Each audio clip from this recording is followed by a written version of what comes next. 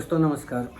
दोस्तों मैं सतवीर सिंह अपने YouTube के भारत लिंक ग्लोबल चैनल पर आपका स्वागत करता हूं। दोस्तों मैंने अपनी कल की वीडियो में बताया था कि कैसे मोदी सरकार अपने विरोधियों को निपटाने के लिए ईडी का, सीबीआई का और पुलिस का गलत इस्तेमाल करती है।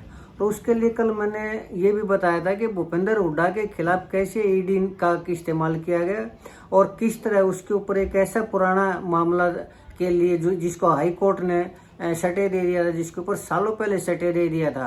लेकिन अब जैसे ही भूपेंद्र हुड्डा का कद बढ़ता दिखाई दिया और उसको मजबूत होता दिखाई दिया बीजेपी को, तो कल ही सीबीआई ने एक याचिका दायर की Punjab and Haryana high court में और उस सटे को तोड़वाने के लिए और केस चलाने के लिए याचिका दायर करी, जिसके लिए Punjab and Haryana high court ने नोटिस इशू भी कर दिया है।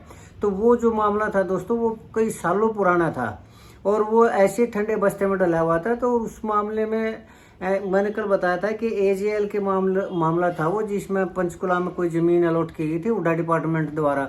लेकिन उसमें भूपेंद्र हुड्डा के खिलाफ धारा 120 भी 420 और एंटी करप्शन एक्ट की धारा 13(1) और 13(2) के तहत मामला दर्ज करके उनको सहभागी बनाया गया। यानी कहने का तात्पर्य ये है कि उनको भी हुड्डा डिपार्टमेंट के साथ साथ दोषी बनाया गया। लेकिन इस मामले को कर दिया था Punjab and Haryana high court ने सटे और सालों से ठंडे बस्ते में पड़ा था। लेकिन अब उस मामले की फिर से शुरुआत हो गई। सिर्फ उसी मामले की नहीं, और भी ऐसे बहुत से कल मैंने बताए थे मामले, उनकी भी जांच तेज कर दी गई। यानी कहने का तात्पर्य ये है कि मोदी सरकार जब चाहे जब ईडी का इस्तेमाल कर सकती है, जब चाहे बंद कर सकती है और जब चाहे किसी आदमी को प्रताड़ित कर सकती है और किसी आदमी को छूट दे सकती है। लेकिन दोस्तों ये बात तो है मोदी सरकार की कि वो किस तरह लोगों को छूट भी दे सकती है, किस तरह लोगों को प्रताड़ित भी कर सकते हैं। ईडी को अपनी जेब में रख सकती है, सीबीआई को रख सकती है, पुलिस का बेजा इस्तेमाल कर सकती है, चुनाव आयोग को अपनी जेब में रख सकते हैं, ईवीएम का गलत इस्तेमाल कर सकती है। लेकिन एक चीज ऐसी है दोस्तों जिसमें वो चाहते हुए भी अपनी जेब में नहीं रख सकती, और वो है जैन जी। जैन जी का मतलब होता है वो युवा जो 1997 से लेकर ने और 2011 के बीच में पैदा हुए थे, अर्थात 18 साल से लेकर 28 साल तक के युवाओं को जैन जी कहा जाता है। और ये जो जैन जी है ना, ये आज के दिन इनका एक ऐसा क्रांतिकारी चेहरा उभर के सामने आया है। आपने देखा होगा कि पहले श्रीलंका की सरकार का कैसे तख्ता पलट कर दिया, संसद में घुसे, लूटपाट किया, सब कुछ किया। उसके बाद फिर बांग्लादेश का जो हाल किया इसी जैन जी ने, यानी युवाओं ने। उसके बाद फिर नेपाल में तो नेताओं को भगा भगा के मारा। और अब ये दोस्तों जैन जी यानी ये यूथ है ना, ये भारत के अंदर भी खड़े हो चुके हैं। आपने पिछले दिनों देखा होगा लद्दाख के अंदर जो मामला था जिसमें सोनमू वांगचुक को गिरफ्तार किया गया था, तो उसमें भी जैन जी थे, अर्थात ये युवा ही थे। और आज जैसे माहौल बनने लग रहा है देश का, बच्चों के पास रोजगार नहीं है, उनको अपना भविष्य दिखाई नहीं देता, वो उनको ये समझ में नहीं आता कि क्या करें कैसे करें। क्राइम रेट इतना ज़्यादा बढ़ चुका है, बच्चे बेरोजगारी के चलते हुए क्राइम की तरफ बढ़ने लग रहे हैं। तो इससे युवा है ना वो बहुत ज़्यादा हतोत्साहित है और ऐसा लगता है कि आने वाले टाइम में शायद इंडिया का भी जो यूथ है ना वो खड़ा होगा। और इस चीज़ को मुझे लगता है कि मोदी जी ने समझ लिया है, और सिर्फ समझ ही नहीं लिया है, वो घबरा भी चुके हैं। क्योंकि आज देश के अंदर जैसे बेरोजगारी बढ़ रही है, युवाओं के अंदर जैसे बेचैनी बढ़ती जा रही है, वो फील हो चुका है उनको। और सिर्फ उनको ही नहीं, आरएसएस के चीफ है जो मोहन भागवत, उनको भी इस चीज़ का एहसास हो चुका है कि आने वाला टाइम कहीं ऐसा ना हो कि हिंदुस्तान में जैन जी क्रांति कर दे और एकदम से सरकार को पलट दे। तो इसी चीज़ का प्रमाण ये है कि दोस्तों कल आरएसएस के पूरे 100 साल हो गए आरएसएस की स्थापना की हुए, तो इस अवसर के ऊपर मोदी जी भी थे और आरएसएस के चीफ मोहन भागवत जी भी थे।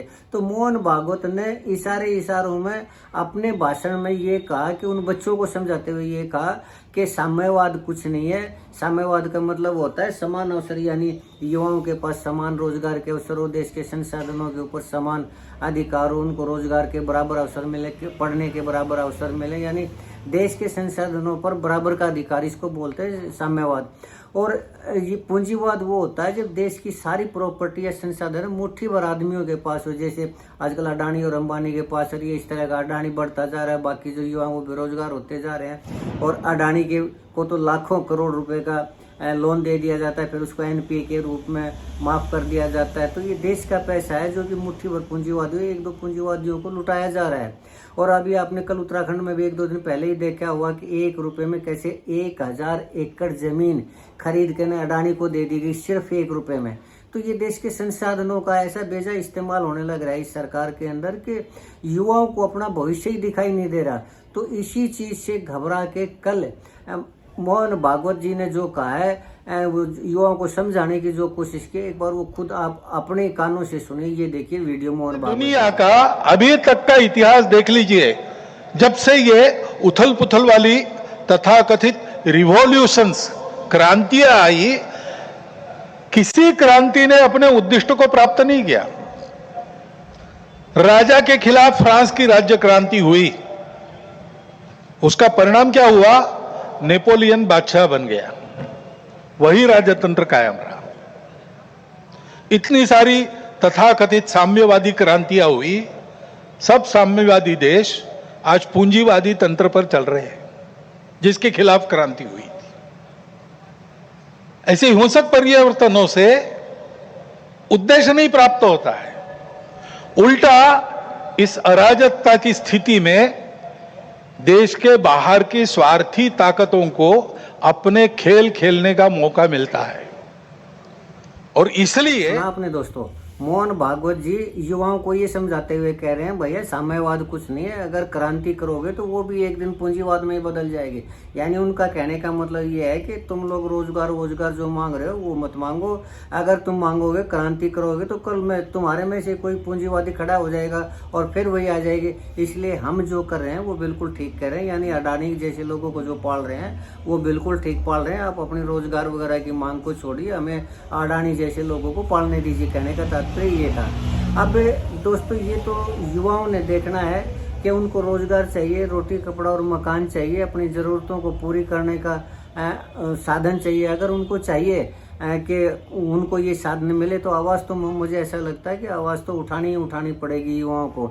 नहीं तो ऐसे ही सरकार जितने भी संसाधन है वो अडानी जैसे लोगों को देती रहेगी। अब ये युवाओं ने देखना है कि वो अडानी के गुलाम बनना है उन्होंने, या फिर उन्होंने अपने रोजगार के लिए साधन मांगने हैं, अपने लिए रोटी कपड़े और मकान की व्यवस्था मांगनी है, या अपने भविष्य को सुनिश्चित करने के लिए कार्य करना या करना। ये सारी चीज़ें ये कौन देगा? ये सरकार देगी। आज सरकार जिस तरह से बेजा इस्तेमाल करने लग रही है वो हमारे देश के लिए बहुत घातक है।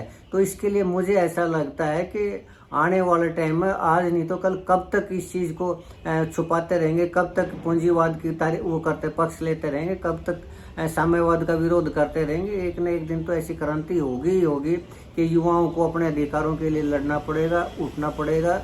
और ऐसी स्थिति मोदी सरकार के लिए या वर्तमान सरकार के लिए मैं ये समझता हूँ बहुत ही दुख होगी।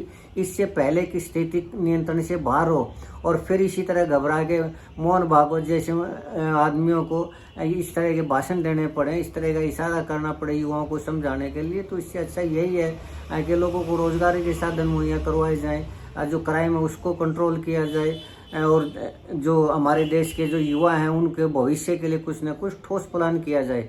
तो यही ज़्यादा बेटर है दोस्तों। मैं तो यही कहूँगा आज के लिए इतना ही। अगर आपको लगता है कि मेरा कहना या मेरी ये वीडियो सही है तो मैं आपसे प्रार्थना करूँगा कि आप मेरे इस वीडियो को लाइक करें, शेयर करें, कमेंट करें दोस्तों, और हाइप जरूर करें। अगर आपको लगता है कि मेरा कहना या सोचना या इस तरह की बातें आप तक रखना गलत है तो भी मैं चाहूँगा कि आप अपने विचार कमेंट के रूप में मेरे पास भेजें ताकि मैं अपने आप को करेक्ट कर सकूं। और अगर आपको लगता है कि मैं ठीक कर रहा हूं तो आपसे प्रार्थना करता हूं। और एक प्रार्थना और करना चाहूँगा कि आप मेरे इस चैनल को भी सब्सक्राइब करें दोस्तों, ताकि मैं इसी तरह की जो विवेचना है वो आपके सामने लाता रहूं। आपने मेरा ये वीडियो देखा इसके लिए आपका बहुत बहुत धन्यवाद। नमस्कार, जय हिंद, जय भारत।